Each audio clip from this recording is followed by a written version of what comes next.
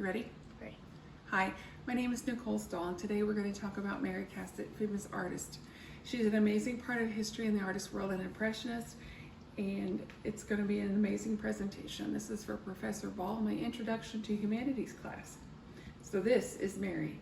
For the first time, she stated, I found people whose biting, critical, opinionated attitudes matched my own. I felt like it was a kindred spirit as soon as I read that statement. I find myself being so much like Mary in a world of constant criticism of women and what they can do and can't do and accomplishment, and I feel like she was a woman ahead of her time.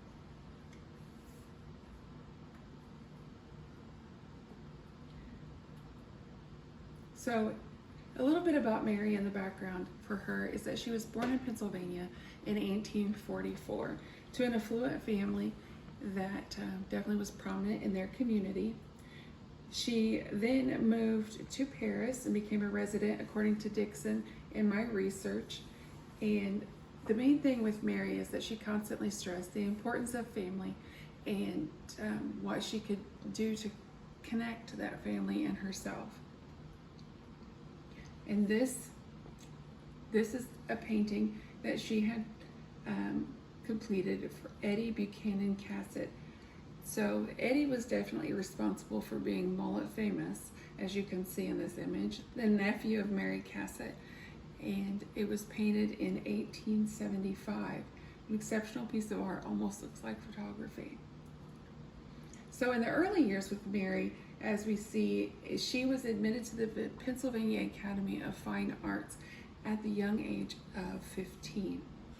Then she moved to Paris at 19 and continued her studies in developing her art there. Ultimately, as she traveled around Europe to Spain, different places, she settled permanently in Europe in 1874. And by 1877, she had been invited to become an impressionist. She was ahead of her time and a woman of vision. And as you can see with the image here on your left, this was the actual Pennsylvania Academy of Fine Arts. I love this picture. This painting is exceptional at Mary Cassatt. It's a woman and a girl driving. It was painted in 1881, and this young child that you see here is her sister, as she often used family as models for any of her images. The interesting fact about Mary is that she would go to area parks and events and focus on the backdrops and become very detail oriented so that the settings would be particular in her art, that it would be very accurate. And so then she would take everything that she knew and about women and paint them in actions that at the time women were not typically seen in those roles or actions. In this particular painting, she is driving a horse-drawn carriage, and in this particular time that wasn't something that a woman would be seen doing very often, especially a prominent woman of particular breeding and training to be a proper woman. Here we'll see Eve's daughter, the modern woman. This is also one of my favorites because it focuses on community, but a community of women supporting women. As you can see, as each one of these women have a task and they're hardworking, and she then took the opportunity of the beauty of the women and their art and created the 58-foot by 12-foot mural, according to the art story in 2022. This original mural was created in 1893, according to the art story. Sadly, though, the original painting was destroyed.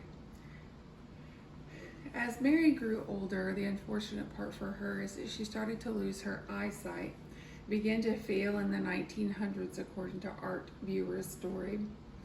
So she, as a result of the failing eyesight, she kind of rescinded back from her work and then began to use pastels to create her paintings. And she ultimately had to stop working in 1914 due to these health issues. And she spent years, sadly, in total blindness, according to biography.com, ultimately dying in June 14th of 1929.